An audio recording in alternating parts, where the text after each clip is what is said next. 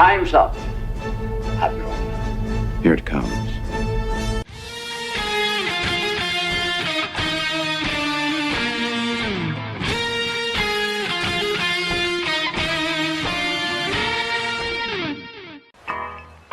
All kids out of the pool for Adult Swim.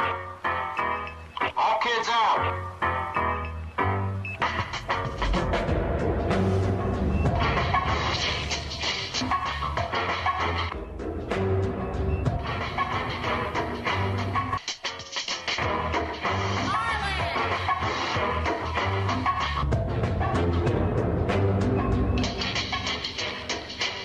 Lego Lord of the Rings Balrog raised eyebrows for what some fans say is an unfortunate pose.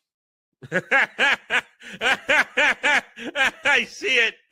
I see it. Oh, I see it. It's taking a piss on Gandalf.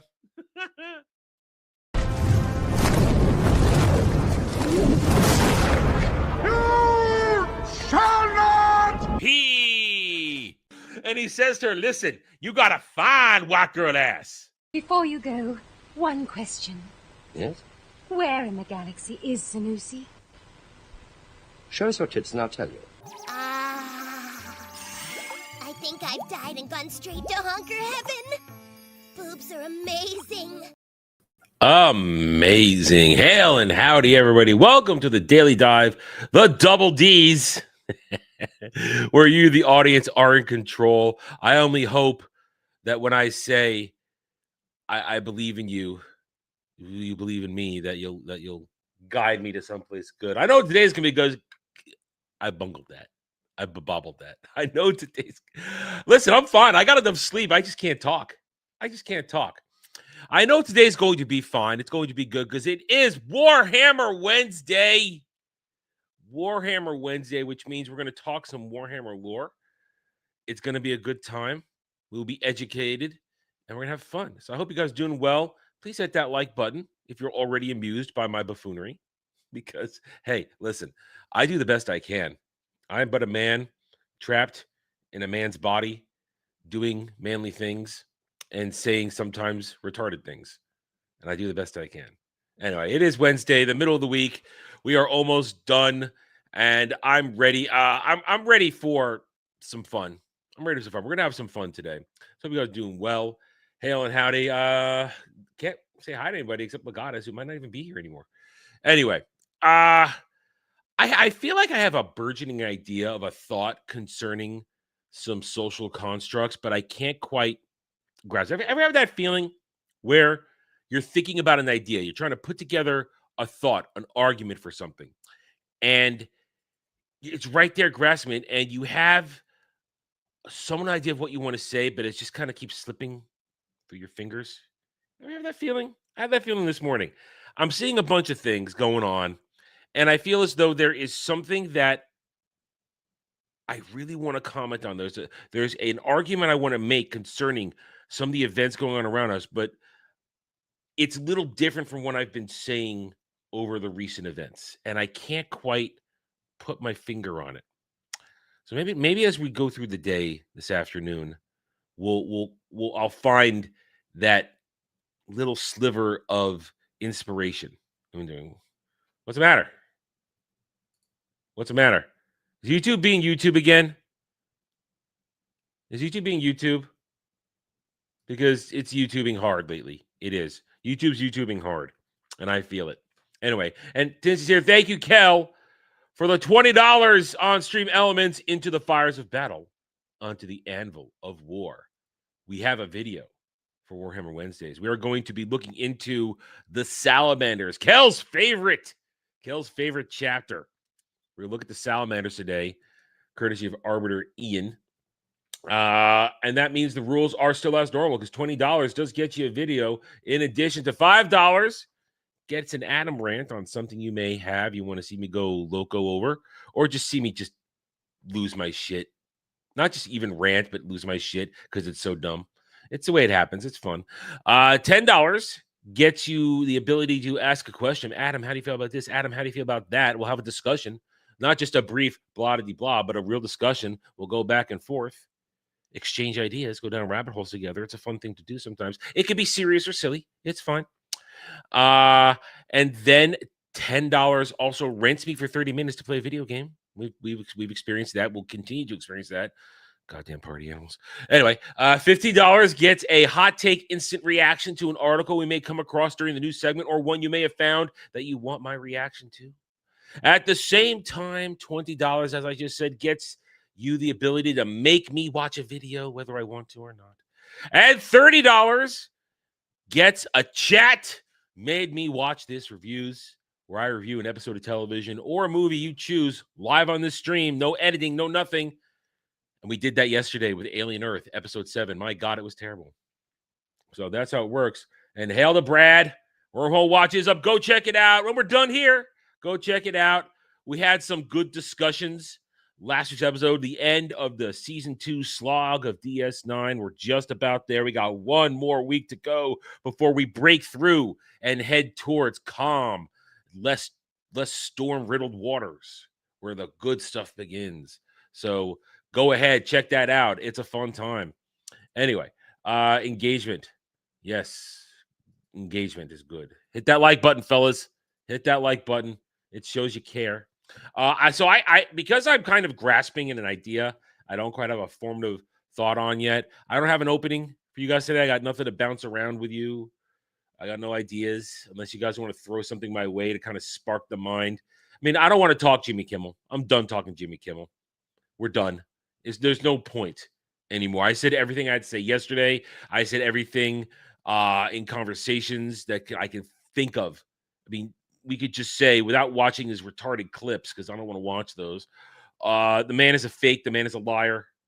The man he's a con artist in a way. And he's not genuine. He doesn't care about anything but himself and his ideology. And it was all fake. Everything was fake. All of it. All of it's fake. So he got what he wanted. He got attention. And now, within a week, he'll go back to his obscurity again in terms of his ratings. So there you go. Derby logged back in after I left? The proper way. Oh, of course he would have done it the proper way. He still didn't get it? Mr. I Love Final Fantasy VII didn't get it? That he was fighting the Knights of the Round? Did you at least tell him he was fighting the Knights of the Round? And we would have done it. I would have done it the proper way. It's the extreme. No. Does that mean I get... Okay, so we leave it to me then. Oh, you told him. Okay, you told him. All right, you good. You told him. What was he? Did he do his like shut up thing where he's like, I should have realized it? Because back in the day, we all realized it. We're like, holy shit, it's Knights of the fucking Round. So I remember playing with one of my buddies. Like, he said, you realize what's going on here? I was like, yeah, I think I do. And he goes, yeah, it's Knights of the Round. I go, you're right. It's Knights of the freaking Round. Woo! So he didn't get it. I thought he would see it. I really did. I thought he'd see it. He did the O thing when it taught. Yeah, you just fought the Knights of the Round. Oh, yeah, that's a good fight. That's a good fight. Yeah, ooh. All right, when Dermy gets done with Heaven's Word proper, whole thing, we'll do a burb hunt. I'll get you guys some burbs, and you can get the Phoenix. That burb hunt. Burb hunt's just as easy as pony hunt right now. Now, doggo hunt in Stormblood. As long as there's a few of us, I think I can do it. I think I can carry the weight. But I think we're going to need at least a full party, just in case, for some of the mechanics at the very least. I think, but doggo hunt might be a little tougher. And if we're gonna do, and if we get, if and when we get there, we get to Shadowbringers, we're going to need 8 people to do Gwib hunt. But if we have 8 people of varying levels, it'll be fine. We just need 8 people because of mechanics. There are mechanics for the Shadowbringers extremes that require people. I can't just roll through because I can't burn down the boss fast enough to get through some of those mechanics. But if we have 8 people, we'll be fine. Of course, we only have like 5 people now, and everybody's moving at their own pace. I'm not going to rush anybody to get through the content by no means, but we don't have enough people yet for that. I would love to have a full 8-man team, 2 tanks, 2 healers, 4 DPS, so that we can try doing some of the Savage content from Shadowbringers on without having to worry about randos. I'd love to do that. So as I say that, if you're interested in playing Final Fantasy XIV, reach out to me, reach out to Kel, reach out to Dermy. We have a grand company. We have a company on the Dynamis server. And in a couple days, what's today, the 24th? In 3 days, by this time in 3 days, we might have a house. We might have a house. I've put my bid in for the auction. Might have a house. We'll see. A large house. It's not just a medium or a small. No, we're going for the large house. I want the full Monty. I want a big there dangling in front of us and being glorious. And there it was, clipped. I shouldn't have said that. Anyway, well, I don't have to watch it unless you make me. Oh man, I don't have to watch it. I know it happened last night. We don't have the house yet, Fernandez. We don't have it yet. I put the bid in. It's a lottery. I am number 4 of, last I checked, 4. So hopefully not too many more people go in, and I'll have a decent chance, a 1 in 4 chance, better than a 1 in 5 or a 1 in 6, 1 in 7, 1 in 10. But who knows? We'll see what happens. It'll be nice to get it on the first try. It would be nice, and it's in Ishgard, so I wouldn't mind us living in Ishgard. It's a cool place. Anywhere but Gridania. I don't want to live in Gridania, the land of women and children. I don't want to live in Gridania. See, there's Ul'dah, the land of business, the land of men. There's Limsa, the land of swashbuckling and adventure and careless abandon. There's Ishgard, the land of heroes, as I see it. Then there's what is it called? Shit. What is the land of the samurai? You got land of the samurai, which is fine. But I don't really want to live there. And they haven't initiated housing for Kugane. Thank you, Kel. Kugane. They have not initiated housing for Endwalker yet. And you can't do it in Shadowbringers due to the location of the hub city in Shadowbringers. You can't have housing there. It's not possible. It doesn't make sense story-wise. And they haven't done one for. They haven't done. You could do it. I guess you could do it in Endwalker. They haven't done it in Radzad Han yet, which Radzad Han would be a good place to live too. I wouldn't mind living in Radzad Han if they initiated. Do they? I don't think they have housing in Radzad Han. I didn't look. I don't think they do. I don't think they have housing in Radzad Han. And then, of course, we're still in Dawn Trail, and they could easily put housing in Dawn Trail. They could in Tuliolal. They could very easily. Anyway, so as you see, I would love to talk Final Fantasy XIV. I really do enjoy it. I have a lot of fun playing it. As long as I'm playing with people and I have people to play with, I can keep playing it. When I end up alone, bereft of friends and allies, roaming the streets as a beggar in a ratty jacket with a hood that doesn't completely cover my head. That's when I get bored and I leave. That's whenever I get bored. But as long as I have people to play with, I have fun and I enjoy myself. Anyway, as I said, if you are interested in playing, if you could be a noob, you could be a veteran, that's fine. You can reach out to myself, Kel, or Dermy. Best way to do it, because we are the ones who are playing a lot and who have a lot of knowledge. Well, I have a lot of knowledge. Kel has a lot of knowledge. Dermy he's on a lot. And of course, I say Dermy because it's easy to contact Dermy because he's visible and fat. Anyway, so if you are interested in playing, please let us know. We would love to have you join us. It's a lot of fun, having a good time. Mud Huts and Kiribania. Mud Huts, God, Kiribania. It's a shattered, tattered place.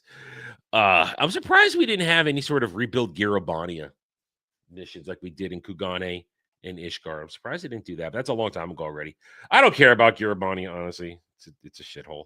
Anyway, let's get on. I've rambled long enough, giving you guys a chance to get comfortable, come in. Hopefully you didn't leave while we rambled about Final Fantasy XIV. So let's get to the news. Let's see what we got going on here. And then we'll move on to Warhammer Wednesday Salamanders. All right. Jay Ellis joins Mindy Kaling's Hulu comedy Not Suitable for Work. Mindy Kaling's comedy is not suitable for anything because she's not funny. She doesn't belong on television. She doesn't belong in movies. She doesn't belong anywhere. Fat, ugly bitch. Oh, no, I'm sorry. She's not fat anymore because she took Ozempic to lose weight. Still, dumb, unfunny cow.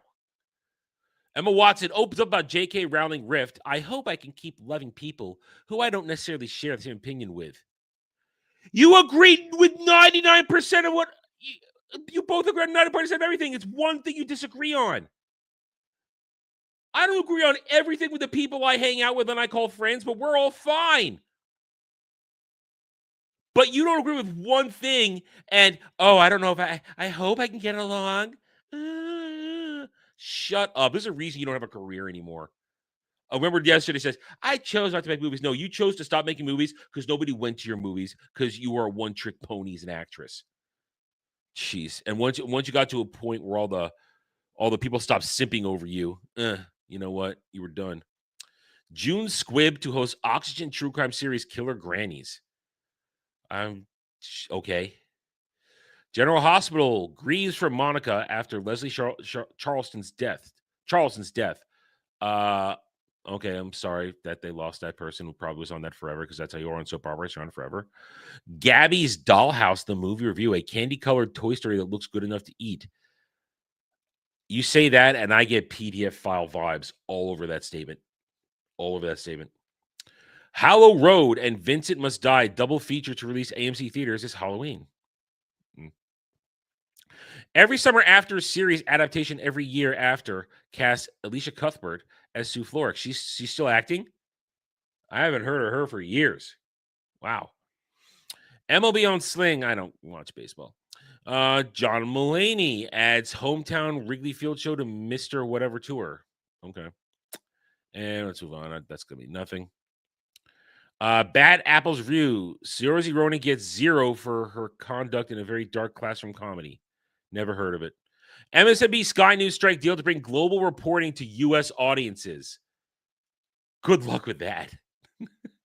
Good luck with that with your dying platform. How to watch The Golden Bachelor online. Can we make Derby watch that? How about that? Let's make Derby watch that. I have a new idea for a thing on Friday for Dermy. All right, I'm going to run it by you guys right now. Because I know he doesn't watch my show. I'm going to run it by you guys. So we'll surprise. Here's what we're going to do.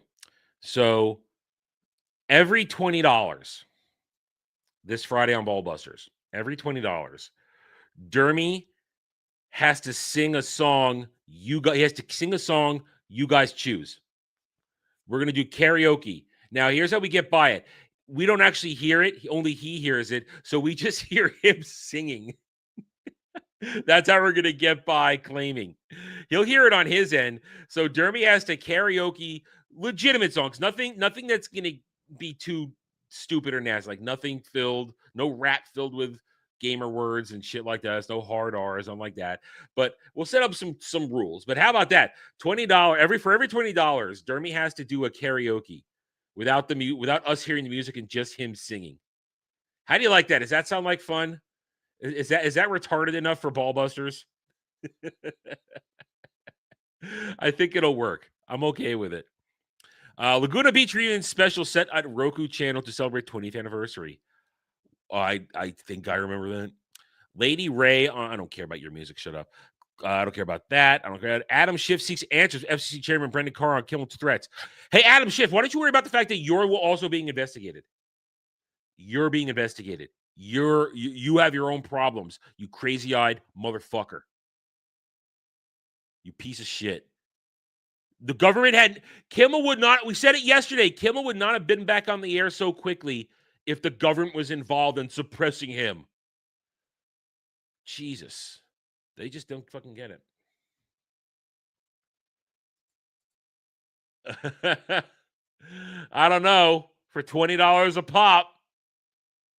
For $20 a pop. Greed is a powerful drug. It makes you do stuff. And it doesn't hurt anybody. It doesn't hurt himself.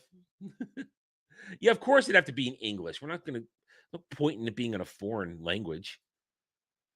I mean, the mispronunciations, he wouldn't be able to keep up with it because he'd be trying to pronounce stuff. He wouldn't be able to keep up. And that wouldn't really be as funny as him just singing the song in a different voice. We'll find out. I'm gonna do it. I'm gonna do it on Friday. We'll see if he okays it. I'm gonna do it. We're gonna surprise him.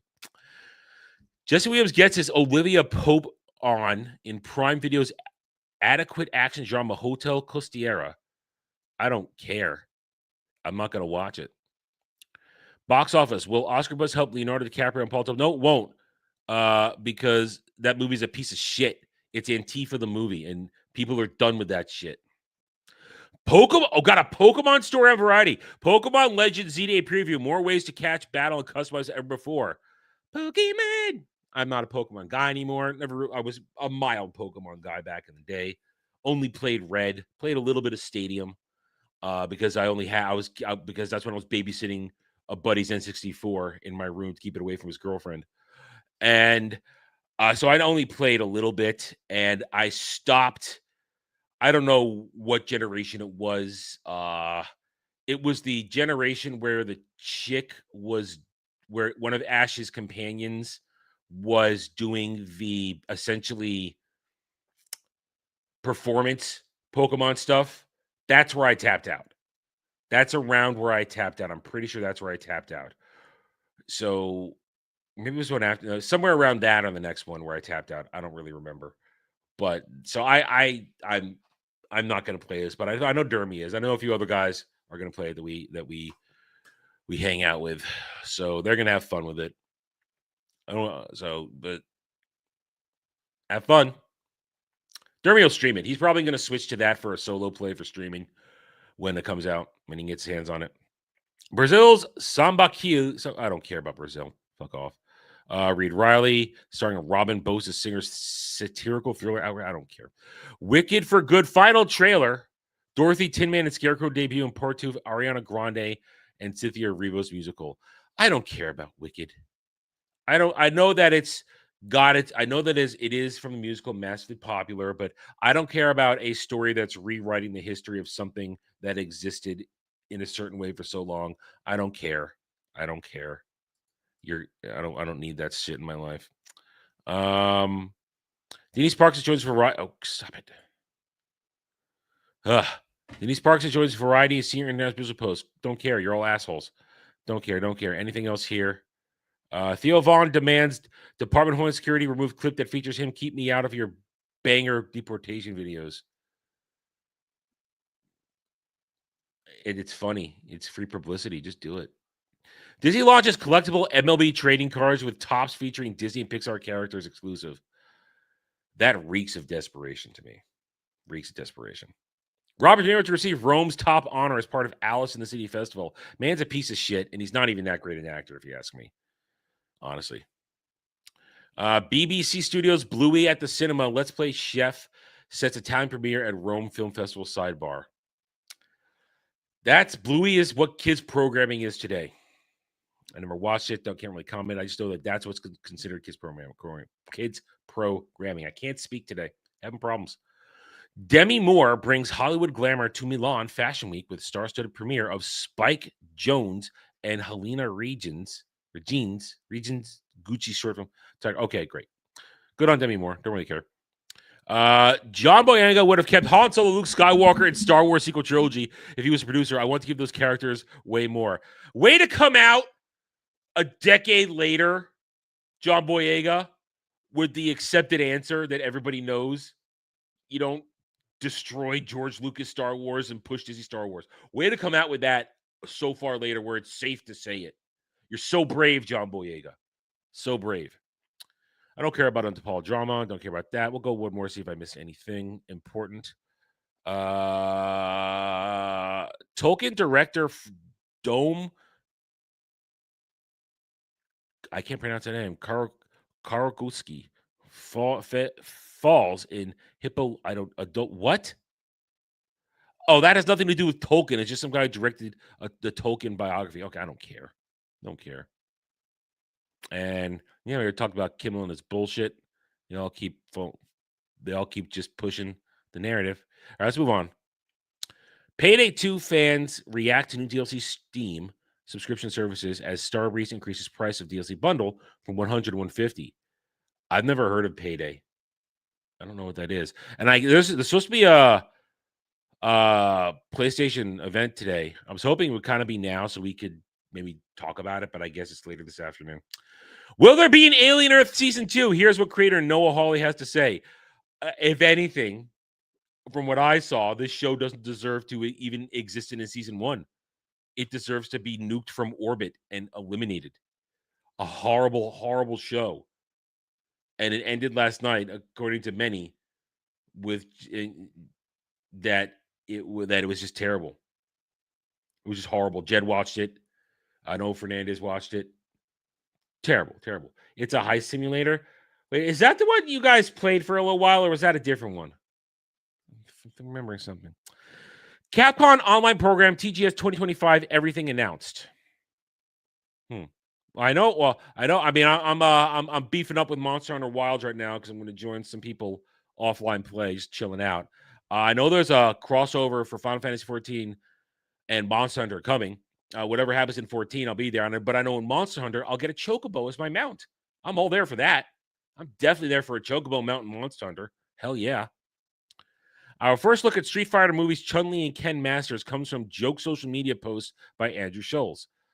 I have so little faith in this movie. So little faith. It's going to be weird. All those wrestlers. It's going to be weird.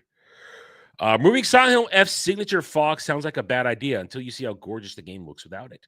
I don't play Silent Hill. I don't do horror games. It's not my thing. Netflix reveals behind-the-scenes Stranger Things Season 5 footage. A look back at the show. Why don't you just release the show? Put an end to it. End it. No more. I don't care about it in the first place. Neo 3 release date leaked on Amazon Japan ahead of Sony's State of Play showcase. All right. So it looks like we're going to get a Neo 3 announcement on the State of Play today. Hades 2 global release times confirmed. Don't care. We are both a slop company and capable of making entire games in 1 week. Pocket Pair Dev responds after some Pokemon fans accuse Palworld Pal Farm of copying Pokemon Pokopia. We know what they did with Pokopia. It's a middle finger to Nintendo. We know. And let's be honest. I know Pokemon fans who play Palworld because they can understand it's just as fun. Don't be a bratty crybaby bitch about it. Oh, it's Crime Boss. Okay. All right.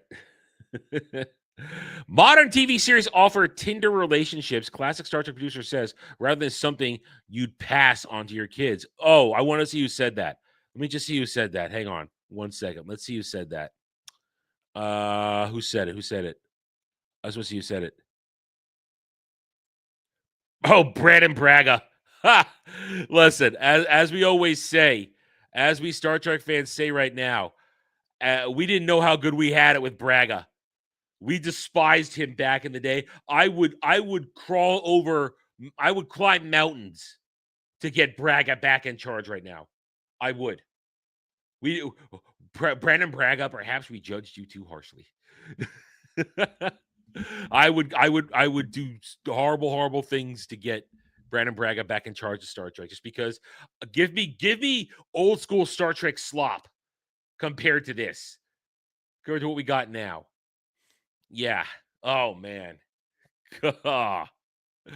RGG Studio Direct 2025 confirms Yakuza Kiwami 3 remake, spin-off, Dark Ties, and more. Here's everything announced. I don't play the Yakuza games. Never get into it. Spider-Man Brand New Day casts Marvin Jones III as Tombstone. Yes, I heard about that last night. I have no real opinion on that. I've seen him in one thing.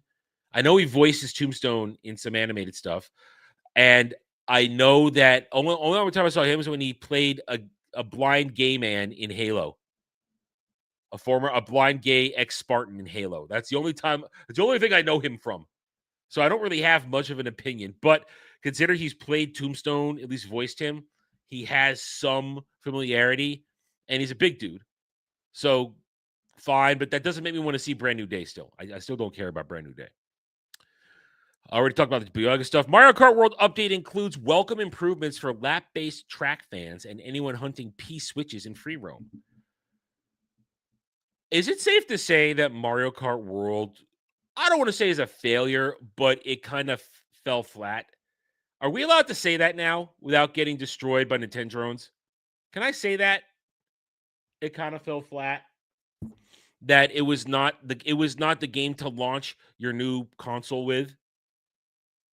That they had something of an idea, but they didn't really put it to proper completion. Is it fair to say that? Because I want to say that. I've never played it. I've watched people play it, but I don't know. Borderlands 4 on Switch 2 delayed indefinitely for additional development and polish time. Yeah, they can't make it work. If it doesn't work on PS5 or the Xbox or a PC, how the hell are you going to make it work on the Switch 2? Which is as strong as a PS4. Give me a break, man. Fuck Borderlands. Hang on, I got the hiccups. Hold on.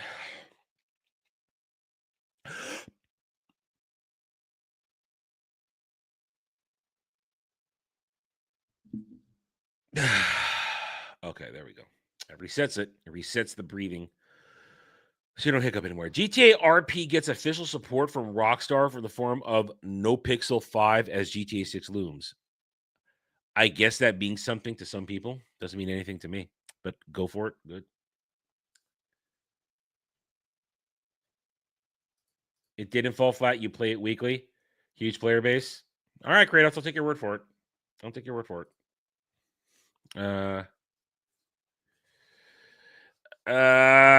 Jimmy Kimmel returns to late night, blah, blah, blah. We already talked about that. Kimmel can fuck right off.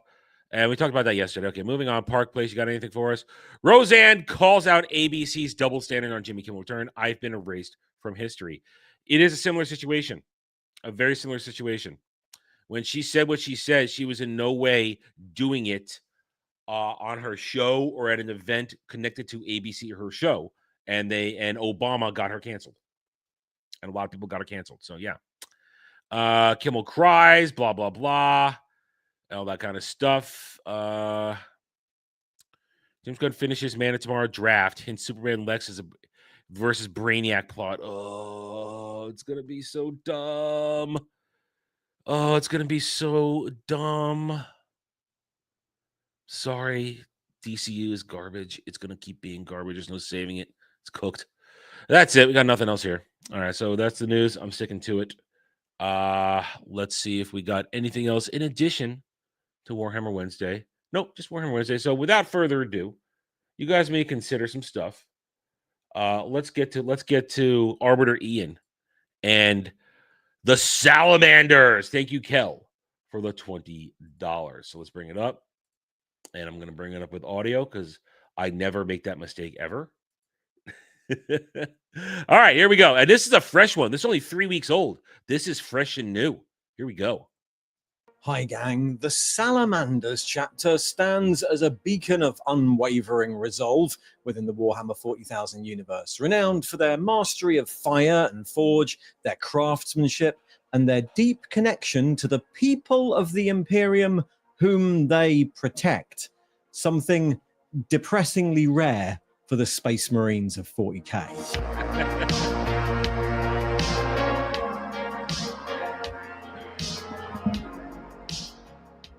Did I mention we have merch? Stay tuned at He's the got end merch, to guys. find out more.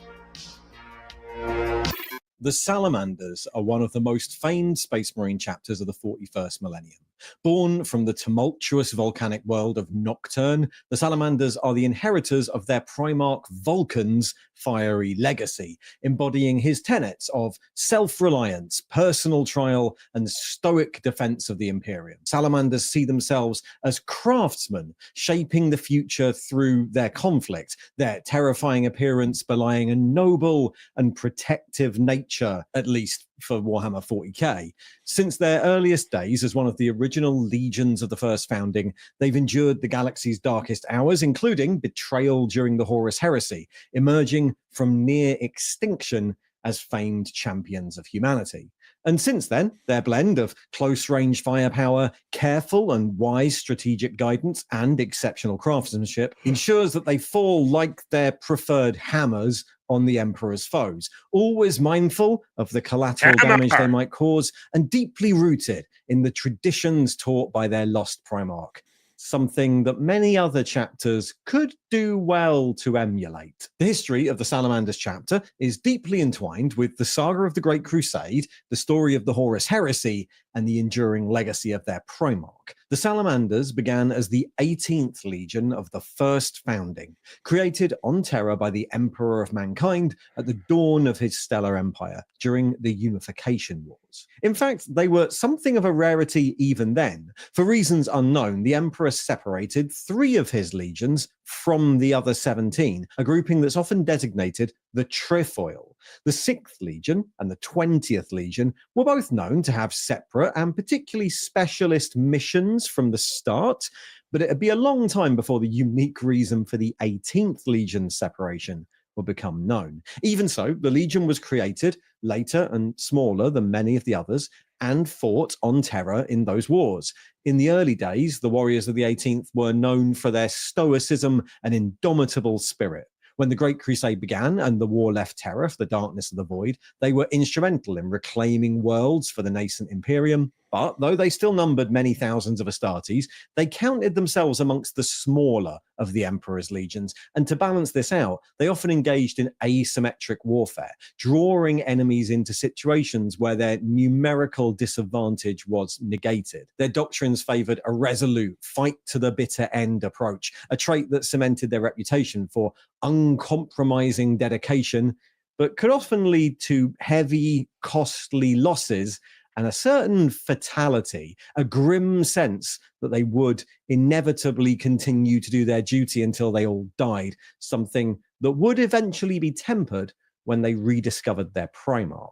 Vulcan was one of the 20 Primarchs created by the Emperor of Mankind and then scattered to the I love it when we get Primarch lore. I really enjoy Primarch lore. 4 corners of the galaxy during a warp breach in his lab complex far under the Himalayan mountains. The pod containing the infant Vulcan arrived on the harsh and rocky world of Nocturne during a time of trial, a period of intense gravitational upheaval caused by the proximity of Nocturne's giant moon, Prometheus, when the ground heaved and split and lava boiled up to the surface. He was found and raised by a blacksmith named Bell, who became his adoptive father. Nocturne was dangerous, a harsh volcanic death world characterized by ferocious volcanic activity, high levels of natural radiation, and populated by monstrous saurian life forms. But it had a human population. So, dinosaurs. Lizard dinosaurs. He grew up fighting dinosaurs. And the young Primarch grew amongst them at an astounding rate, becoming stronger, bigger, and learning from his father, eventually becoming the greatest blacksmith and quickest mind in Hesiod, his hometown, all within just 3 years of his discovery. He even discovered... Man, he just grew to... Okay, so Primarchs grow that quickly? 3 years old, big hulking man. And began teaching to the other blacksmiths advanced forging techniques. Such was his innate affinity for the craft. However, Nocturne, like many human worlds in the Age of Strife, was frequently raided by Xenos forces, in this case, piratical Eldar from the dark realm of Camorra. Its people had developed hiding places to survive the raid. Goddamn Xenos. However, in Vulcan's 4th year, he refused to hide, and he inspired his townspeople to stand with him. Leading the defense, he personally killed 100 of the raiders and then drove them back to the webway, inspiring the leaders of Nocturne's 7 largest settlements to swear never to hide from the Xenos again. To celebrate... Look at that. That's great. Even separated from the Empire, that bred in desire... F the Xenos. We will not stand by and let Xenos run rampant and ravage our towns, our cities. I will stand up and I'll fight. And people are like, yeah, F the Xenos. F them. Yeah, let's go. The great victory, a tournament was held. But near the end of the festivities, an unexpected stranger of pale complexion and outlandish clothing arrived and challenged Vulcan, wagering that the loser should serve the... I guess that's the Emperor. Daddy's home. The victor. The contest they embarked on lasted 8 days, encompassed feats of intellect, strength, craftsmanship, and endurance, but on the final day, the scores were still tied. The last event required them to construct a weapon and hunt. Is that Godzilla? Is that Godzilla? Looks like Godzilla. The largest salamander they could find in the dangerous peaks overlooking the town. Vulcan found and killed a large fire drake, one of the oldest and deadliest of the monsters, but on his return, But then the Emperor found Godzilla and killed him. the volcano he was on erupted, sending him over a cliff. Vulcan struggled, hanging precariously by one hand and clutching on to his prize's tail. And then the stranger arrived, carrying an even larger drake, but seeing Vulcan's distress, he tossed his own drake into a lava flow to create a bridge, saving Vulcan's life. Though Vulcan was declared the victor, he was the only one who returned with a drake, he knelt before the stranger, stating that anyone who valued life over pride was worthy of his service. And of course, at that moment, the stranger revealed himself to be the Emperor of mankind, thus reuniting Vulcan with the Imperium. Vulcan remained with the Emperor for... I find so that's an interesting thing. We've heard the Emperor when he's dealing with other lost sons before, other lost Primarchs, and how he poorly just grabbed them and said, fuck all. But here, he took his time with Vulcan. He made sure to form a bond. And I find that very interesting. That unlike other instances of reunification, he really made sure that Vulcan believed in him and believed in the Empire. Fascinating. For a few years, receiving tutelage and fighting alongside his new father before being officially reunited with his legion. And that reunion occurred at a... Oh, there it is too. Okay, so he actually Dad actually let him hang out with him. He was an absentee father emperor. Now, of course, this is the Emperor early on in the campaigns, as we've heard in other lore breakdowns by Arbiter Ian. He wasn't pressed for time. He wasn't running out of time. He hadn't discarded a lot of his humanity yet. He still had most of his humanity intact. So I guess he was still behaving like a good dad at this point. And it's like, all right, boy, come and watch how Daddy does things. This is how you fight the Xenos. I'm going to tell you how to do it. Show you how it's done. And he's like, yes, sir. Yes, sir. I will watch. I will learn. And now I will take my legions and I will go forth and kill Xenos. Critical juncture, the 18th Legion was making a last stand against a massive orc horde on the dead world of Antium, buying time for civilians to flee.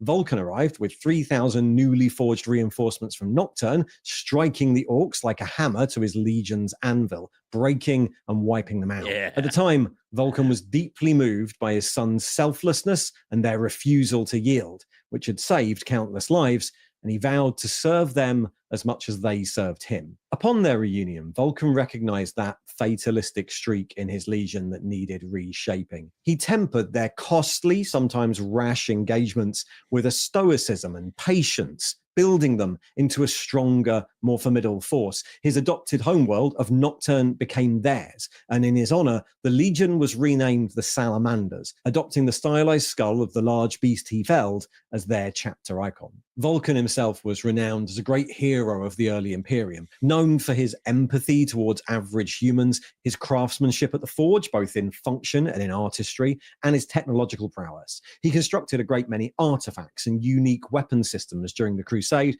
and he was responsible for recovering and reviving the Saturnine pattern of Terminator armor and the Saturnine pattern Dreadnought armor, designs he then shared with all the Space Marine legions. He was a huge figure, clad in emerald green plate and Drake scale armor, one of the largest and physically strongest of all the Primarchs, capable of overturning Space Marine battle tanks with his bare hands.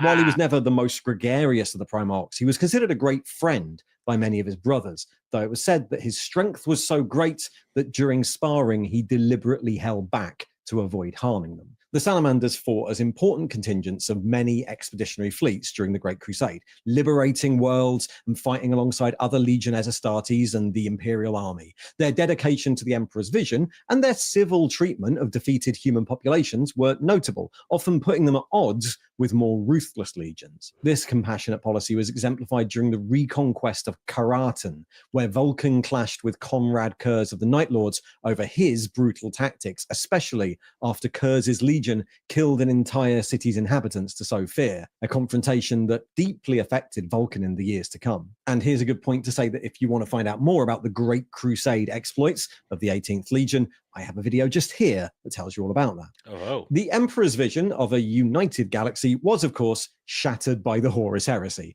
When Horus broke faith, Vulcan salamanders were a part of the first reprisal fleet, sent to bring the War Master to justice. Vulcan urged restraint and fleet cohesion, but his wisdom was ignored by Ferrus Manus, who had overall command. Along with his Iron Hands and the Raven Guard, the salamanders formed the first wave of attack on Istvan V, unknowingly entering into a trap. They were mercilessly bombarded by the traitors while trying to secure a beachhead in the Urgal Depression before 4 other legions in the second wave revealed their treachery and unleashed their own firepower. Caught between 8 traitor legions, the Salamanders and their allies were almost wiped out in what became known as the Drop Site Massacre. The survival of any loyalist Astartes from Istvan V was miraculous. Vulcan found himself surrounded by hundreds of Iron Warriors and Night Lords fighting to what he believed was his death, but his true nature and the possible reason for his legion's membership of that trefoil was to be revealed soon after. Vulcan was taken prisoner by Conrad Kurz, Primarch of the Night Lords, who spent months trying to break Vulcan's spirit and kill him. But this proved impossible as, like the Emperor, Vulcan was a perpetual, an immortal human. Oh. Kurz subjected Vulcan to horrific torment. Wait a minute. If he's, I know the Vulcan's dead. Okay, we gotta get into this now. It's repeatedly beheading him, dismembering him, eviscerating him. So, does that mean Vulcan's still out there somewhere? Shooting him at close range, even exposing him to the void. And each time, Vulcan's body would regenerate completely, much to Kurz's fury. He's not dead. All right. I didn't know he was a perpetual. I didn't know he was an immortal. I didn't know that. Oh, man, so Vulcan might come back. Hell yeah. After months of this, Vulcan would eventually escape his confinement, teleporting into space above the Ultramarines planet of Macragge, but his torturous journey wouldn't end there. The Primarch himself was mentally broken, violent and incoherent, and he died again during a convoluted battle soon after. Placed in a stasis capsule, the few salamanders who'd made it to Macragge led an expedition to return Vulcan's body to Nocturne, where he was finally restored during an ordeal on Mount Deathfire. His actions for the rest of the conflict were limited. The salamanders fought as part of the Shattered Legions, harrying Horus's forces as they traveled towards Terra, and Vulcan himself made it back, stationed by the Golden Throne as its last guardian and fighting his brother Magnus in the Webway. But it wasn't until the days of the Scouring that the salamanders would be reorganized and fight together once again. In the aftermath of the Horus Heresy, the Salamander's Legion was severely depleted, with only a few hundred survivors. During the Great Scouring, the wave of vengeance that followed Horus's defeat, the Salamanders took part in relatively few actions due to those depleted numbers. However, Vulcan was particularly enraged by the horrors inflicted upon Terra's population by the Emperor's Children Legion, particularly the actions of the infamous apothecary turned gene torturer Fabius Bile, who had harvested the people for stimulants and drugs. Ew. Vulcan vowed to bring Bile to justice, and the Salamander's fleet chased Bile's ship across the galaxy, eventually catching up with him on Arden 9, but Bile once again escaped their clutches, his ship disappearing into a vortex of sickly light, leaving a tear in reality. Vulcan ordered the local area searched for any fragments that could lead to Bile, but it was to no avail, and sometime after that, Vulcan chose to leave the Salamanders, claiming he would return in the end times at their moment of greatest need. Vulcan did reappear again. During the War of the Beast, 1500 years later, he single-handedly defended the Imperial world of cold. I like that. I returned to you now at the turn of the tide. I was almost going to open the stream with the Gandalf quote like that. I returned to you now, but I decided not to. That would have been actually pretty good. Vulcan Dolph the Green. From a massive Orc invasion, briefly returned to Terra and took command of the Imperium, and then led a crusade to Ullanor, the Beast's homeworld, where he confronted the Beast and killed the Orc war leader in a massive explosion, and once again he disappeared, presumed dead, but the Salamanders still hunt for him in the 41st millennium. believing he'll one day return as he promised. Since then, the Salamanders have continued to operate as one of the many chapters of Adeptus Astartes stationed around the galaxy. Vulcan was an enthusiastic supporter of Guilliman's reforms that broke up the old legions, and it was relatively simple. Well, of course, Vulcan would do that. I mean, Guilliman's like the goodest of good sons, and Vulcan was a good son, so he's gonna fall right in line. He would completely support that. I can see that. To rechristen the Salamanders Legion as a chapter owing to their massive losses. Little more than 1,000 of them remained.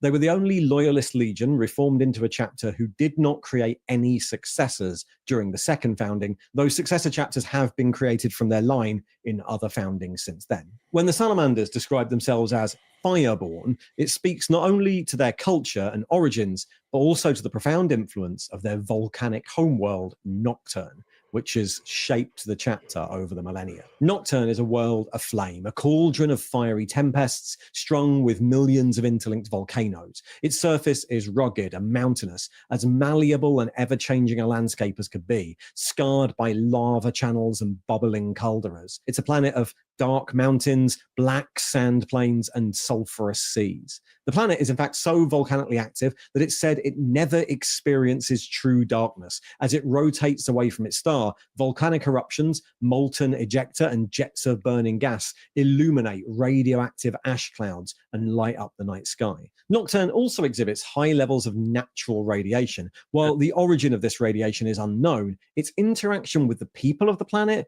is quite notable, and it's sometimes referred to by Salamander's apothecaries as the furnace invisible.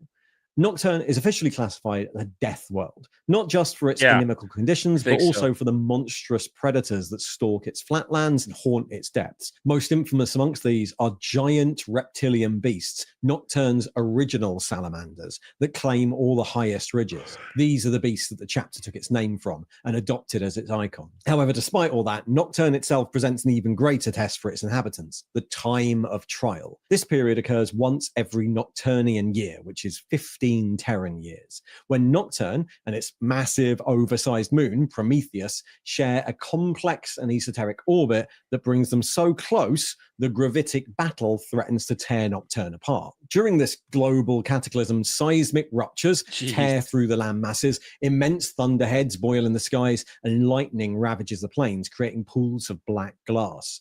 The planet's radiation fluctuates rapidly, becoming deadly even to its acclimatized native people, and thousands of the volcanoes erupt in concert.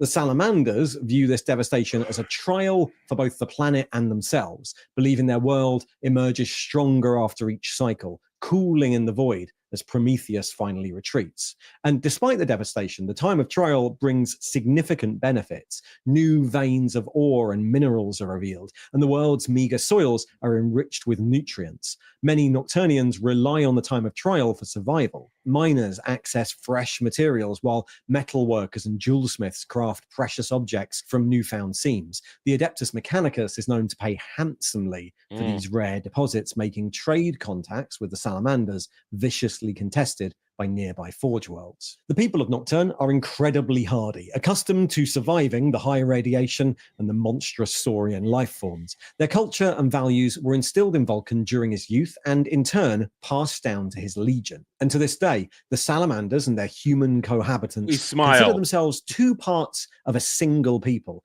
linked by ties of blood, adversity, and endurance. This close bond explains why the Salamanders hold many human values in high esteem, certainly more than other space marines who tend to have distanced themselves from those or forgotten what they were. The ancient shaman of the people of Nocturne long ago discovered islands of stability that could withstand the time of trials. These sacred geological areas allowed for the establishment of 7 large settlements known as sanctuary cities, originally used as tribal meeting points, scattered bastions that sheltered the populace. The sanctuary cities include Epimethus, Themis, Heliosa, Skarok, Clymene, and Hesiod, Vulcan's hometown, plus one other that hasn't been detailed yet and we don't know the name of. In time, these meeting points became fortified cities. I find that fascinating. We're going to give you all the name of cities except one. Sorry. We're just not going to tell you what it is. And some way, somehow, it might mean something, it might not. Walls and finely crafted gates, now ringed with void shields to protect them from the planet's harsh environment. Unlike many chapters, the salamanders do not remain aloof from their homeworld's human population. When not at war or engaged in training and rituals, most salamander warriors live amongst the people of Nocturne. The Space Marines act as elders in the sanctuary cities, providing guidance and wisdom and mentoring prospective novitiates. Mindful of Vulcan's compassion, they see this leadership as an extension of their duties to the Imperium. I find that very interesting. I really do. That instead of being these gods among men, it's like, you know what? We're going to chill out with you guys. Let's have a little drink, have a little chat. We remember where we came from. I like that. I like that. Learning humility and understanding by living amongst and shepherding their people. Within each of the sanctuary cities, the chapter maintains a chapter bastion, a smaller version of a full fortress monastery, with its own gymnasia, reclusiam, meditation cells, and other facilities to support the aspirants that train there and garrisoned members of the chapter that are assigned to the homeworld. Beneath each is a forge and a great central anvil where the salamanders can practice their craft, and at the top, a vault of remembrance, a finely carved chamber in which rites of remembrance are carried out for lost battle brothers. Outside the sanctuary cities, the planet's divided into 9 settled realms, mostly inhabited by transient nomads who travel between the peaks and mountains in search of ore seams. But the spiritual center of the planet is the famed Mount Deathfire, the largest volcano on Nocturne and a sacred place to its people. Mount Deathfire is home to the largest salamander reptiles, known as fire drakes. It was here that Vulcan had his legendary contest with the Emperor, and underneath it, carved by the legendary master of the forge Tekel under the tuition of Vulcan, is the Pyreum, a vast chamber of volcanic rock where the bodies of slain salamanders marines are returned to the fire of the world. Although Nocturne is the Salamander's home planet, the chapter's actual fortress monastery is based on Prometheus.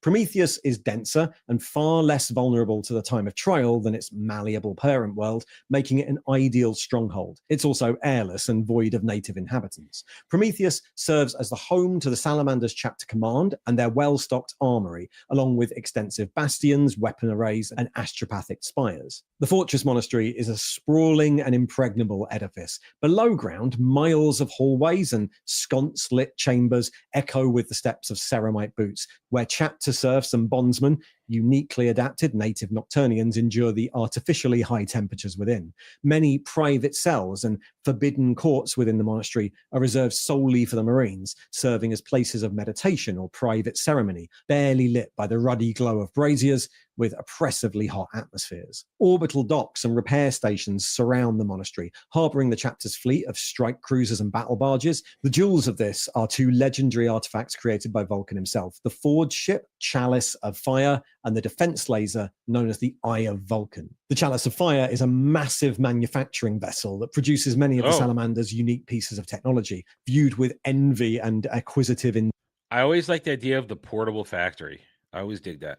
intent by the Adeptus Mechanicus, and in contrast, the Eye of Vulcan is an immense destructive laser array, utilizing barely understood power sources and lensing that's now beyond replication by the masters of the forge. Finally, at the center of the fortress is the Salamander's Armory, located miles deep within That's where the good stuff is. Yeah. the bedrock of the moon. This is the domain of their tech marines, and it's a labyrinth of cells, alcoves, voids, and cramped networks of superheated techno-arcana, dangerous and claustrophobic even for specially adapted servitors that maintain it. Within those chambers, the tech marines maintain the chapter's machinery. While the tech marines themselves are not particularly more numerous than in other chapters, their efforts are regularly supported by other battle brothers, as many Salamanders warriors maintain a personal anvil and their own tools for repairing and embellishing their own war gear.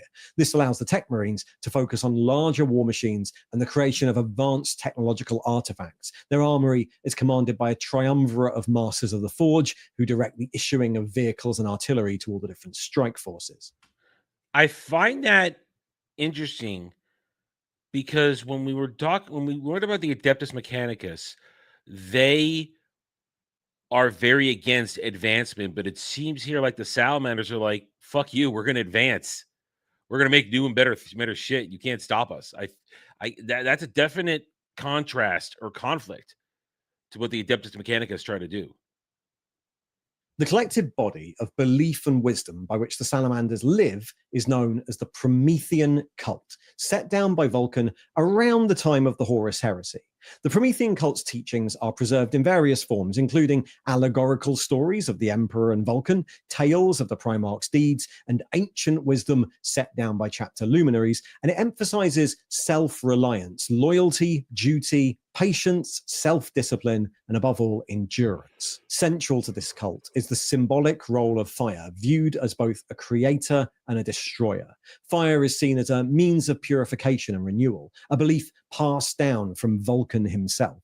Aspirants learning the ways of the salamanders must toil in the forge, learning the art of the hammer, another item of deep spiritual significance. Each salamander is taught to craft and maintain their own arms and armor, which is seen as fostering patience and determination. Warriors of the chapter are expected to refine those skills as artisans throughout their service, studying the ways of the smith, of fire and earth. Salamander's equipment is thus commonly maintained and ornamented to an incredibly high standard. The Promethean cult also places great emphasis on the forging of oneself.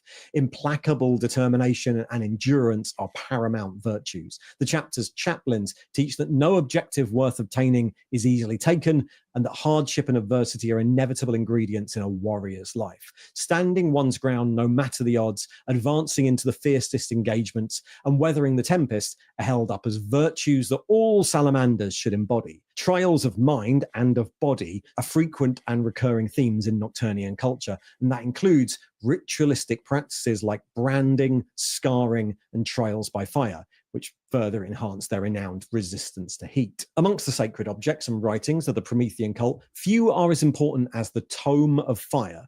This isn't merely a single book, but an enormous archive of diverse objects shaped by Vulcan's peerless craftsmanship. The collection includes written works such as books made of compressed drakeskin, scrolls of sheet metal fine as silk, and ancient data slates displaying unknown runes. The salamanders refer to all these items as texts of the tome, believing each contains messages and hidden writings, even when there's no script visible.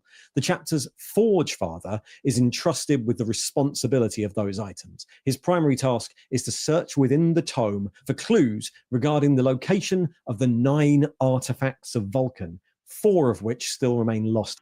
9. Okay, why are we first hearing about this now? Why didn't we hear about the 9 artifacts of Vulcan during Vulcan's segment? Like that he forged 9 things.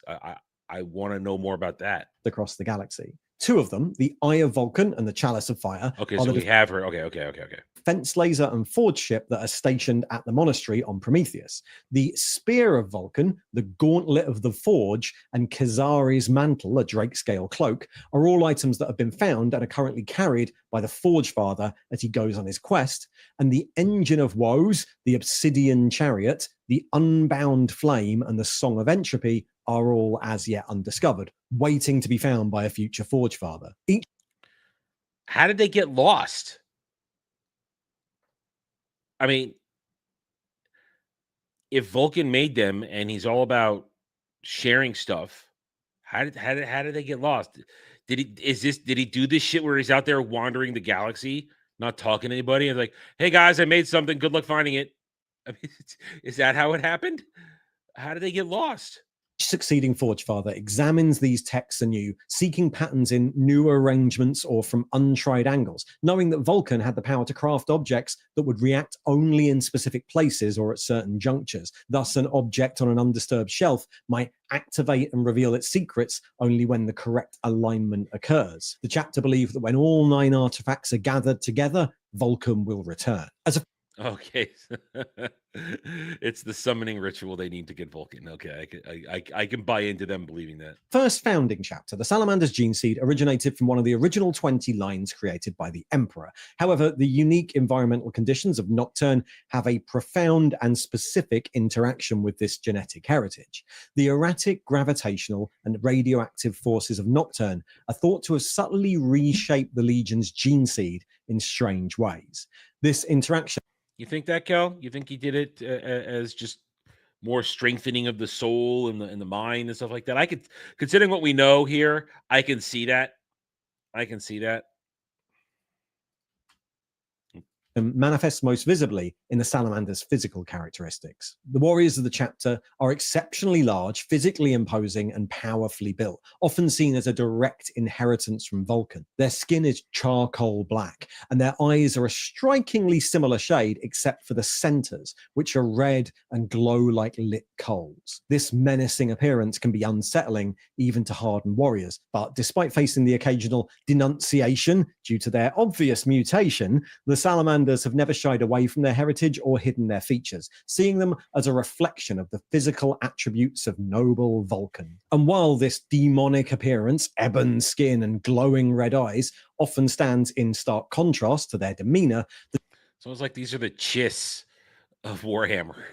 the chapter has pragmatically learned to wield it as a tool anyway, terrifying more than one nascent rebellion into submission without resorting to any actual violence, simply by an unhelmed salamander advancing on conspiring ringleaders. Also notable is their resistance to heat and fire, which enables them to stride through roaring infernos, endure ritualistic carrying of red-hot metal, or walk barefoot upon burning coals.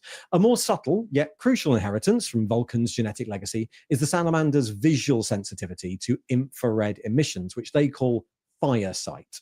This trait develops in novitiates, and it's considered a gift from the Primarch. It's narrowly focused towards very particular heat signatures, so the Marines still use the far superior power armor auto senses and auspexes in battle, but fire sight has been developed to serve a practical chapter-specific purpose. Millennia ago, the salamanders perfected a material that generates minute heat pulses at these specific detectable signatures. This material is layered into the dermis of their ceramite, woven into robes and standards, and applied to weapon casings and tanks. And when connected to power, it generates enough heat to be seen by salamanders, but remain invisible to outsiders. To outsiders, their war gear is beautifully crafted, but to the salamanders, it's much more, a system of luminous iconography, allowing for sub-levels of strategic designation or hidden tactical markings.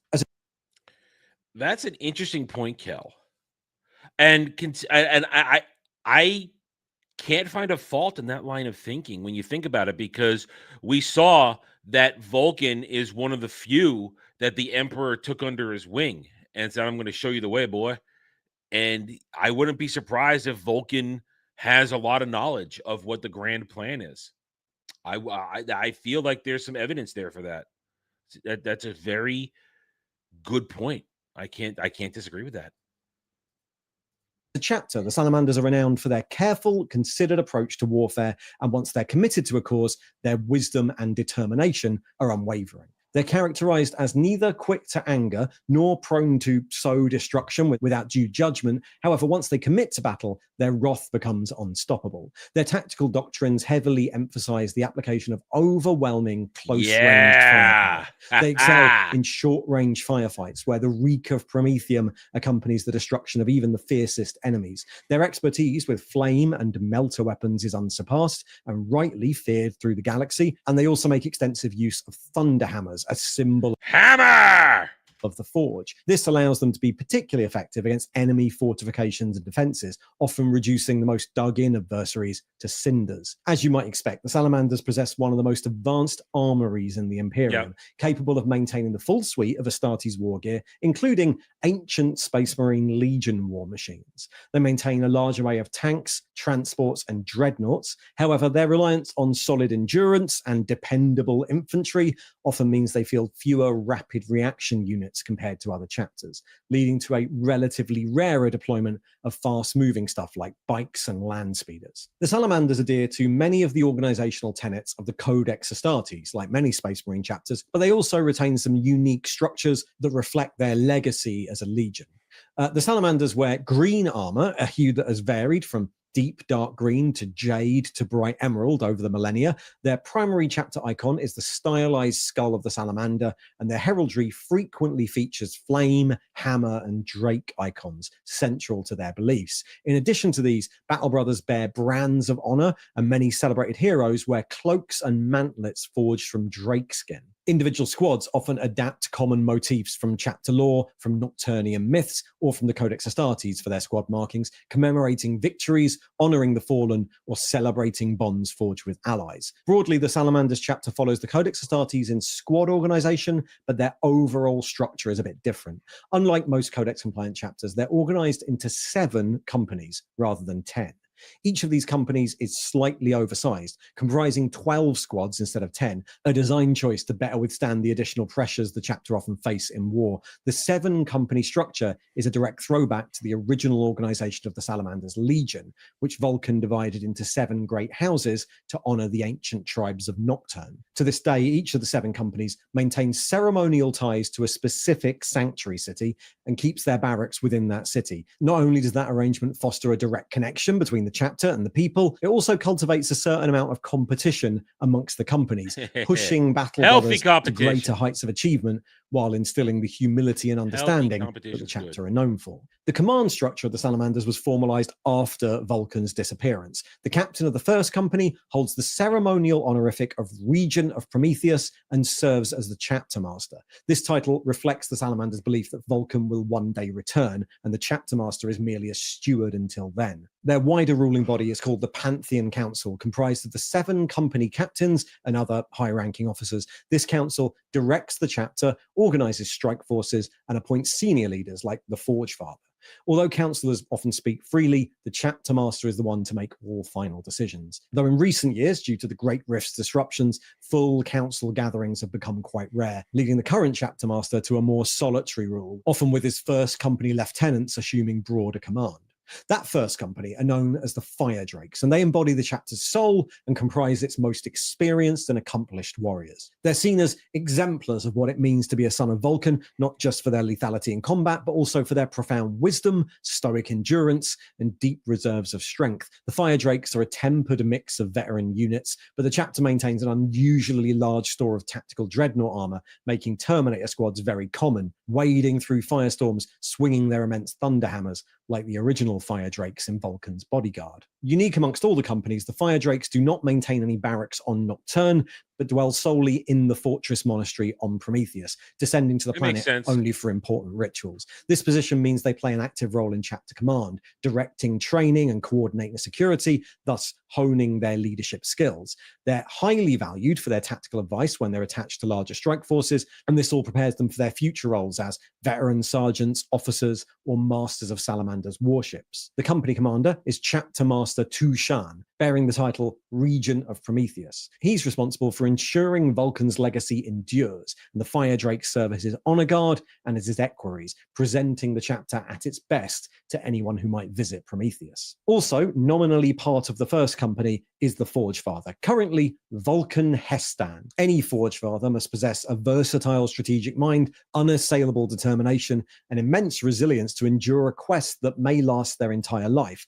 Hestan was formerly the captain of the 4th Company, and he cast off his forename to proudly bear Vulcan's name as part of the rituals. Guided by clues in the Tome of Fire, he actively searches for the 4 remaining artifacts, however difficult that might be since the spread of the Great Rift, and his duties allow him to requisition forces and assets from across the chapter. The 2nd, 3rd, and 4th companies are designated battle companies, the primary fighting component of the chapter. The 2nd company are known as the Defenders of Nocturne. They're perhaps the most widely recognized symbol of the Salamander's chapter due to their profound commitment to protecting the weak and their selfless heroism. While detractors might scorn their focus on saving civilians, the 2nd company views their actions pragmatically, ensuring the survival of vital skills needed. I love this artwork here. Just the fingers holding up the hand to teach him to shoot. There's something about that is massively amusing to me. To allow the Imperium to continue. Under their commander, Nkelm, the Master of the Watch, the Defenders of Nocturne operate in a remarkably open manner. They're often the first chapter to extend diplomatic overtures, and unlike others who fight on their own terms, the 2nd Company readily cooperates with other Imperial forces, amplifying their allies' abilities by understanding how best to utilize assets. A notable example is the war in the Karsis sector, where Captain Nkelm healed the rift, between the various Astra Militarum regiments and the tech priests of Mars. The third company, known as the Pyroclasts, is a battle company that lives up to that epithet I bet as they use fiery fire. angels of death, excelling in purging the enemy with flame. This title is inherited from the old Salamander's Legion, where the Pyroclasts were the 18th Legion's destroyer corps. Unlike other Legion destroyer corps, they focused exclusively on flame-based weapons, as Vulcan saw fire as a means of purifying and renewing, rather than just tainting the ground, as many other destroyer-grade weapons did. Commanded by Captain Adrax Agatoni, the Pyroclasts are superbly equipped for frontline siegecraft, boarding actions, and hive cleansings. They use searing waves of fire to scour garrisons. They're also adept at using subtle flame to tactically corral enemies. They're also unyielding towards cowards and sluggards, and their retribution in those cases is ruthless. Since the opening of the Great Rift, their skills have been in high demand for purging chaos cults, sfected forge worlds, and Xenos infestations. While adhering to the Promethean cult's teachings of protecting the weak, they also embody Vulcan's pragmatism, understanding that innocent lives must sometimes fall for the Imperium's greater good, and that heavy burden stays with them, leading to a shared sorrow amongst all Salamander's veterans who serve with the Pyroclasts. Captain Agatoni is quite a unique figure, considered by some to be the most akin to Vulcan of any Salamander in centuries due to his stability, consideration, and relentless ferocity once roused. A Primaris Space Marine, his merciless pragmatism is evident in a very simple creed: whatever must be done for the Imperium's good, no matter how callous, he will see it through. He possesses an unshakable moral certitude, but Agatoni is also vigilant that this way of thinking is not perverted like it so often has been, swearing that the third company will never become tools of tyrants. The fourth company, known as the Branded, often serves as the first battle company new Salamanders will experience. Assignment to this company signifies recognition of a battle brother's expertise and the chapter's faith in their abilities. The ceremonies that accompany that elevation include a series of binding vows made to the chapter, and those pledges are often seared directly into the warrior's flesh as a permanent expression of their duty, making the taking of oaths an intrinsic aspect of the fourth company's character. They see themselves as the most dedicated to the chapter's Promethean cult, and their ranks are filled with brander priests, chapter serfs who attend to their Astartes masters, burning pledges into their skin with intricately crafted ancient branding irons. These marks record vows to uphold the Promethean cult's values, vanquish specific enemies, or endure trials of mind and body. While Salamanders often instruct their brander priests to mark them before battle, the fourth company also engages in extensive scarification, bordering on an obsession, with some covering almost their entire bodies in brands and scars, save for their face, which is reserved for the first company veterans. Wherever possible, the fourth company's strike forces endeavor to engage the enemy in close assault and short-range firefights so that the warriors of the Branded can be sure of fulfilling the vows upon their skin. Predictably, the fourth company maintains especially close links with the chapter's Reclusiam. The fifth company, known as the Drake Hunters, is one of the Salamander's two reserve companies. Their vital responsibility is to reinforce the strike forces of the three battle companies, not through logistical transfers of personnel per se, but through the direct support of battle company actions across the galaxy. They fight in a mix of battle line and fire support roles, engaging foes both at mid-range and long range. As the final rite of their induction. I mean, at this point, I'm just sitting here listening because this is just information right here. There's nothing really to comment on. So I'm sorry if I'm not breaking into this because I have really nothing to say. We're just getting lore dump here about each company. All Salamander's Marines must hunt. Because this isn't really story. This is just pure information. So we're just kind of going to digest it, and we're almost done. And slay one of Nocturne's deadly reptilian salamanders. The Drake Hunters elevate this practice to an art form, viewing the striding war engines and hulking alien horrors of the battlefield as an extension of those youthful hunts. Rather than static defense, 5th Company salamanders advance alongside battle tanks and weapons platforms dedicated to tracking down their mighty prey. Their current commander, Captain Mulkabar, also the Master of Rites, has furthered the Drake Hunters' reputation for fearlessness. Grim and remorseless, his strategic vocabulary has little room for subterfuge or infiltration, and he leads his warriors steadily into the open furnace of battle, bearing down on prey with calculated intimidation. If that's him, is like he's standing there. That's a bunch of nids coming. That little girl, show you a little salamander plushie. It's like, don't worry, little one. I will kill them for you. I will kill the Nids for you, little one. Don't worry. You just stay right here. I like that. Good. Always got to say, the artwork for this stuff is always outstanding. The sixth company, known as the Flamehammers, is the other reserve company. While tempered by a patient sort of wisdom, salamanders are also capable of sudden, shocking assaults, and the Flamehammers are there to temper the chapter's warriors, many of whom are newly raised from the Scout Battalion. Comprising a large number of fire support squads and several battle line squads, the Flamehammers regularly speed into battle in fast-moving transport vehicles or descend into the thick of fighting in drop pods. This channels those headstrong desires for immediate action, while their war gear and support responsibilities reinforce the need for restraint and calm. They're commanded by Captain Nea Irvin, the chapter's master of relics. And finally, the seventh company, known as the Sons of Nocturne, serve as the chapter's scout company. Their missions include infiltration, intelligence gathering, and assassination operations, but their actions are often placed to ensure that the often smaller numbers of salamanders deployed to a theater are assassination. That's a little off with the whole salamander creed. Not pitted against unknown foes, maximizing the strength of the main force. The 7th Company includes 12 squads of Vanguard Space Marines, experienced warriors in various patterns of Mark X Phobos armor who cause disruption to neutralize enemy long-range firepower. The remaining warriors are neophytes in either scout squads or scout bike squads, typically attached to larger strike forces under experienced sergeants. They're commanded by the Master of Recruits, Captain Sol Barkin. He oversees neophyte maturation into fully fledged Adeptus Astartes, and he makes the final decision on a neophyte's progression to full implantation. The chapter's exacting standards and its relatively slow induction process, largely due to his meticulous assessment, ensure that salamanders who do eventually don power armor are exemplars of the chapter. In recent millennia, the Salamanders chapter has remained quality over quantity. Never let that be a phrase that gets lost in anything.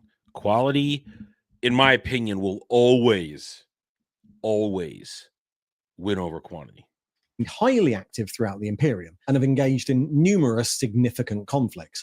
All 7 of the Salamanders companies mustered to defend the cardinal world of Phaistos and the imperiled Osiris sector.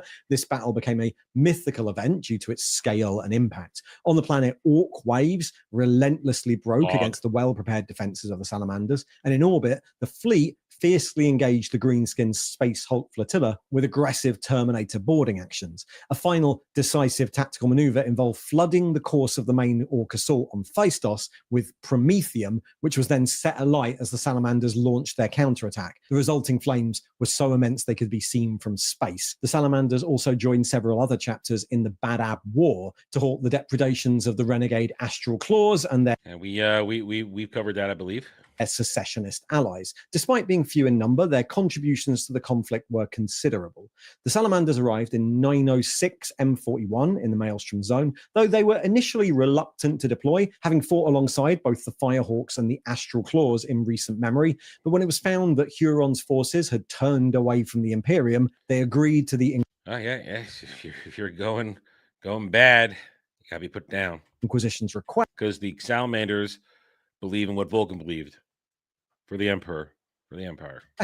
Deploying the 2nd Company, supported by elements of many other companies under the command of the then 2nd Company captain, Pelas Mirsan. The chapter fought in most major battles of the war, including the invasion of Sagan, the suppression of Galen, and the siege of Decebalus. They were also instrumental in the rehabilitation of the Executioners chapter during the events of the Red Hour, in which the Salamander's ship, Pyre of Glory, was boarded by Astral Claws and Executioners forces. Desperate to increase their numbers, the Astral Claws attempted to steal gene seed reserves from the Salamander's ship. I remember when we talked about that. That is the ultimate sin. That is the ultimate sin, to steal gene seed. An act considered so dishonorable that the Executioners turned on their allies and left the secessionist cause. The Executioners were then pursued across the southern Maelstrom Zone by loyalists, including by the Minotaurs chapter, but it was the Salamanders interposing their ships in the resulting conflict that spared the Executioners' execution and in fact brought them back into the Loyalist fold with relatively lenient penalties. The Salamanders have also repeatedly deployed into the wars on Armageddon. The Salamanders first came to the planet in response to a cry for aid from Commissar Yarrick, not from the planet's governor, during the Second Armageddon War against the vast Waaagh led by the Gothorc warlord Wog. He never says it right. Wog. There's a G at the end. The H is silent. Azekal Thraka. By the time Chapter Master Tushan led a strike force containing elements of the 1st, 2nd, and 5th companies to Armageddon, the planet's defenders were in disarray. Hive Infernus had fallen, and Hive Hades barely held on. Tushan quickly assessed the strategic situation and deployed his forces where they could do the most good. While other Imperial forces engaged the main Orc thrusts, Tushan led his warriors to stabilize defenses along the Stygies River. Using gunships and armored transports, the Salamanders repeatedly relocated their forces to bolster Imperial lines wherever they were wavering, aiding the Steel Legion forces and throwing the Orcs back. As the Salamanders' casualties mounted, their renown swelled amongst the Imperial soldiery. Their proudest moment came when Tushan and his fire drakes held the Martyrs' Bridge for 4 days and nights against the vast Orc horde, and they fought in the final battle of the war alongside Commander Dante and his Blood Angels to break the Waaagh for good. However, the war-torn Armageddon never really recovered, constantly battling a lower-level greenskin threat, and all too soon, Gazikal Thraka returned, leading a Waaagh that dwarfed his previous invasion.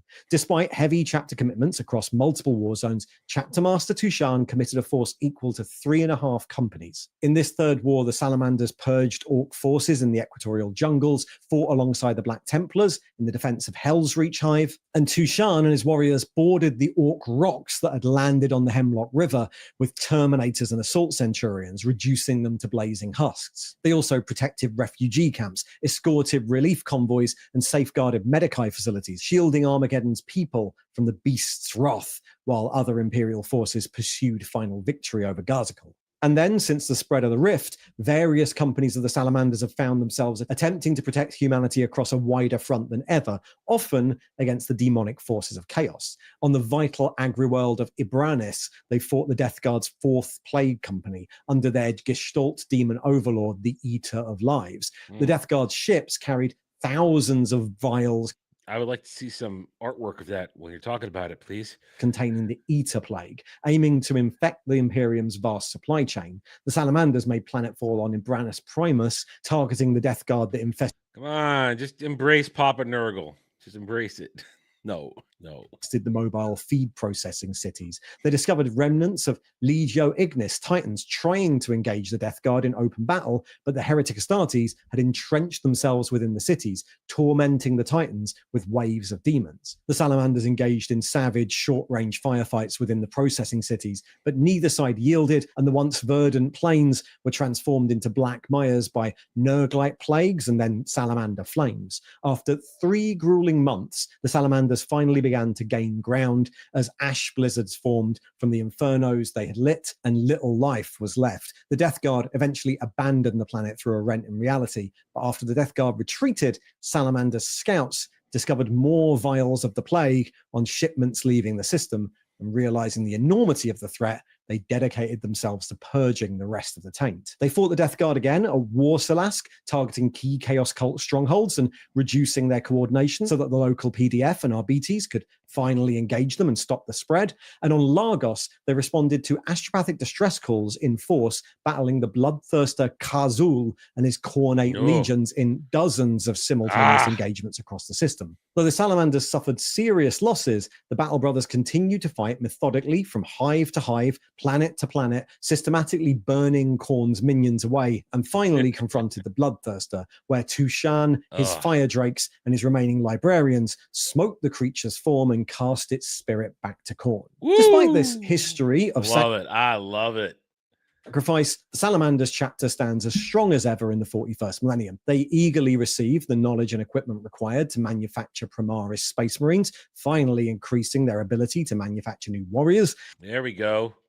Get some of them new boys in there. A number of Primaris Space Marines have already advanced into the elite first company and earned their place, and many of their commanders, notably Captain Adrax Agatoni, commander of the third company, have undergone the Rubicon Primaris, embracing the option for augmented physiology. Despite the profound disruptions of the Great Rift, their own tendency to overcommit themselves to any battle they find worthy, and 10 millennia of conflict, the Salamanders continue to embody the qualities of their Primarch, his unwavering dedication to humanity, his craftsmanship, and his unique bond with fire in the forge. And who knows, technically, Vulcan is one of the Primarchs that is still out there, missing since the War of the Beast. If they can surmount the obvious issues of the Great Rift and find those final 4 artifacts, maybe another Primarch could be returned to the service of the Imperium. The Salamanders are an interesting chapter. They were first introduced for the Bad Ab War in this fetching camo scheme back in 1989. That's terrible. That's terrible right there. That's god awful. You can see a variant on the cover of this old Battle for Armageddon board game. But then, while often appearing in the general lists of Space Marine chapters, they basically take 2nd edition off. They're kind of reintroduced into the game during 3rd edition, especially for Codex Armageddon in 2000, and then for an Index Green on green violence Astartes article in White Dwarf 274 in 2002. By this point, they are green, not stripy yellow, and most of the general lore about Nocturne and Vulcan is first described in these articles, but the rest about the 9 artifacts and the various companies, and even the fact that they're more concerned with the general people of the Imperium than most Space Marines, doesn't start being added until 5th edition 40k in the late 2000s, when there was more of an attempt to bring to the fore all the first founding chapters and show how different they are. It's also notable that 5th edition is when they were first depicted as having charcoal black skin and red eyes. Up until this point, basically nothing was ever stated about their skin, but since about 2000, they'd been depicted by Games Workshop as looking like, well, how we'd use the word black today, like people from sub-Saharan Africa. I could probably do a whole video on Games Workshop's historical caginess about the races of their models, but for whatever reason, in 2005, they decided that instead of just being dark-skinned, the Salamanders would now all have burning eyes and charcoal skin like lava people, because, you know, radiation or something. Possibly as a lovely counterpoint to the fact that they're the nicest chapter, but also because the races of their models was a conversation Games Workshop really wanted to avoid in the 2000s. Anyway, that nicest chapter thing is really the interesting stuff here, because of course no one in 40k is nice. They're only the nice chapter by 40k standards. I like that, by 40k standards. Yeah, they're just nice enough to want to help, but they will still murder people if necessary.